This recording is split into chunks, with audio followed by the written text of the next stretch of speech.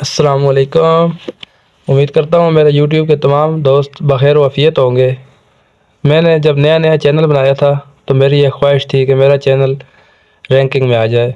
उसके लिए मैंने काफ़ी तरीके इस्तेमाल किए, भाई किस तरह वो आना चाहिए, किस तरह वो आएगा, सर्च की, सारा कुछ किया, मालूमात ली, कुछ वीडियोज़ वगैरह देख कर, कुछ वेबसाइट का इस्तेमाल करके, लेकिन आखिरकार मेरा चैनल रैंकिंग में आ गया।